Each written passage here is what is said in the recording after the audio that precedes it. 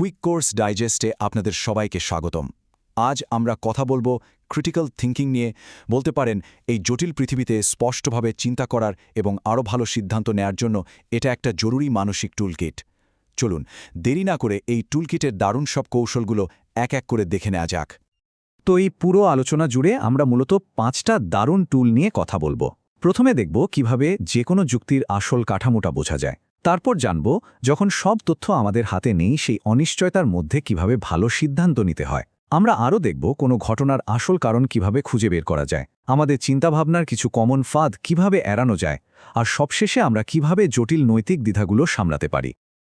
আচ্ছা, তাহলে চলুন একদম প্রথম টুলটা দিয়ে শুরু করা যাক। এখানে আমরা দেখব একটা সাধারণ ব্যাখ্যা আর একটা গোছানো যুক্তির মধ্যে আসল পার্থক্যটা কোথায়। যে কোনো কিছু ক্রিটিক্যালি ভাবতে গেলে এই বেসিকটা বোঝা কিন্তু খুব জরুরি। এখানে দেখুন দুটো আলাদা পরিস্থিতি দেখানো হয়েছে। বাঁ দিকেরটা হলো স্রেফ একটা ব্যাখ্যা, যেখানে শুধু বলা হচ্ছে কেন একটা ঘটনা ঘটেছে, কিন্তু ডান দিকেরটা ওটা হলো একটা যুক্তি। এখানে কিছু কারণ দেখিয়ে একটা সিদ্ধান্তে পৌঁছানো হচ্ছে, যেটা একটা কাজ করতে বলছে। মানে সহজ ভাষায় বললে ব্যাখ্যা শুধু বলে কি হয়েছে, আর যুক্তি বোঝানোর চেষ্টা করে কেন এটা বিশ্বাস করা উচিত বা এই কাজটা করা উচিত।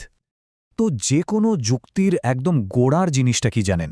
সেটা হলো একটা বিবৃতি বা স্টেটমেন্ট।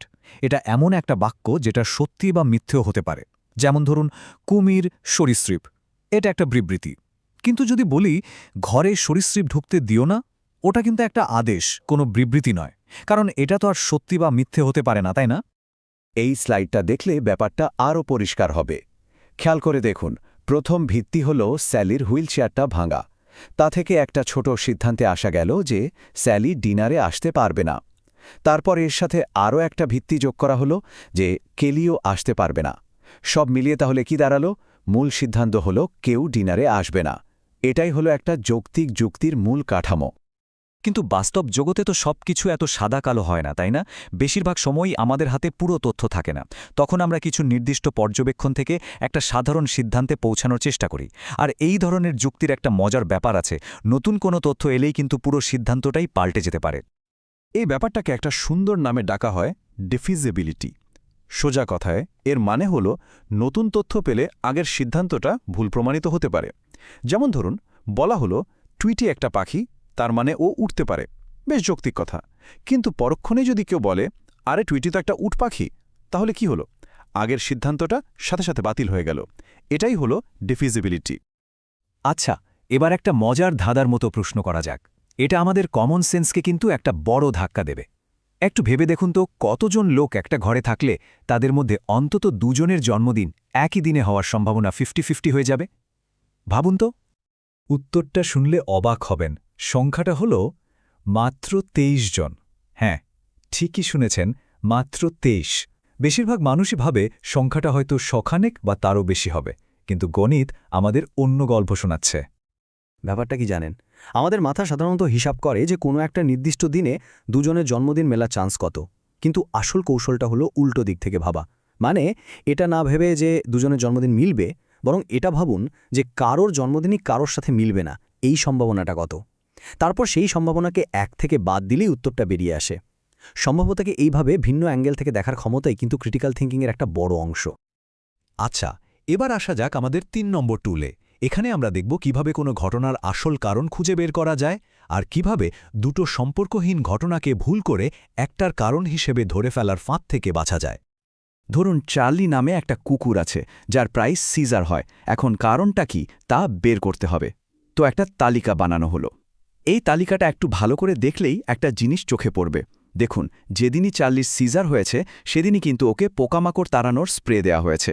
হ্যাঁ, এটা হয়তো চূড়ান্ত প্রমাণ নয়, কিন্তু এটা একটা খুবই শক্তিশালী ক্লু, তাই না? তবে এখানে একটা খুব কমন ভুল আছে, যেটা থেকে আমাদের সাবধান থাকতে হবে। এটাকে বলে অ্যাক্সিডেন্টাল করেলেশন। যেমন গরমকালে আইসক্রিম বিক্রিও বাড়ে, আবার পানিতে ডোবার ঘটনাও বাড়ে। এর মানে কি এই যে আইসক্রিম খেলে মানুষ ডুবে যায়? একদমই না। আসল কারণটা হলো তৃতীয় একটা জিনিস, গরম। গরমের কারণেই দুটো ঘটনা একসাথে বাড়ছে। চলুন এবার একটু নিজেদের ভেতরের দিকে তাকানো যাক। মানে আমাদের নিজেদের চিন্তাভাবনার মধ্যেই এমন কিছু ফাঁদ বা বায়াস পাতা আছে, যা আমাদের প্রায় ভুল পথে নিয়ে যায়। এগুলোকে চিনে রাখাটা কিন্তু খুব জরুরি। এই প্রশ্নটা একটু দেখুন। লিন্ডার ব্যাপারে কিছু তথ্য দেওয়া হলো। এখন কি মনে হয়, ক নাকি খ কোনটা হওয়ার সম্ভাবনা বেশি? বেশিরভাগ মানুষই কিন্তু খ উত্তরটা বেছে নেয়, কারণ এটা লিন্ডার যে বর্ণনা দেওয়া হয়েছে সেটার সাথে খুব ভালোভাবে মিলে যায়। কিন্তু মজার ব্যাপার হল, যুক্তির দিক থেকে ক অপশনটাই বেশি সম্ভাবনাময়। এই ভুলটাকে বলা হয় কনজাংশন ফ্যালেসি। কারণটা খুব সোজা। দুটো ঘটনা একসাথে ঘটার সম্ভাবনা, মানে সিইও হওয়া এবং দান করা, সবসময় শুধু একটা ঘটনা ঘটার, মানে শুধু সিইও হওয়ার সম্ভাবনার চেয়ে কম হবে, তাই না? আমাদের মস্তিষ্ক এখানে ভালো একটা গল্পের লোভে পড়ে এই সহজ যুক্তিটা এড়িয়ে যায়। এরকমই আরেকটা খুব কমন ফাঁদ হল গ্যাম্বলার্স ফ্যালেসি। ধরুন আপনি কয়েন টস করছেন, পরপর 5 বার টেল আসলো, তখন কি মনে হবে? মনে হবে, আরে এবার তো হেড আসতেই হবে। কিন্তু সত্যিটা হলো প্রত্যেকটা টস একদম নতুন। আগেরবার কি হয়েছে তার সাথে পরের বারের কোনো সম্পর্কই নেই। প্রতিবারই হেড বা টেল আসার সম্ভাবনা 50-50।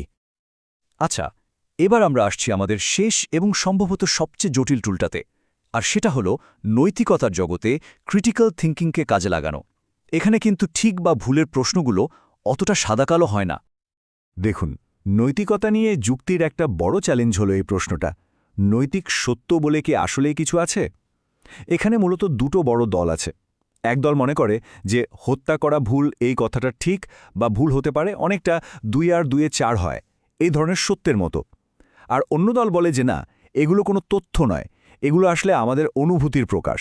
মানে হত্যা করা ভুল বলার অর্থ হলো হত্যা করাটা আমার একদম পছন্দ না। এই বিতর্কর মধ্যে দিয়ে পথ চলতে আমাদের সাহায্য করার জন্য কিছু কাঠামো বা ফ্রেমওয়ার্ক আছে। প্রথমটা হলো ইউটিলিটেরিয়ানিজম। এর মূল কথা খুব সহজ, সেই কাজটাই নৈতিক যেটা সবচেয়ে বেশি মানুষের জন্য সবচেয়ে বেশি ভালো বই আনবে।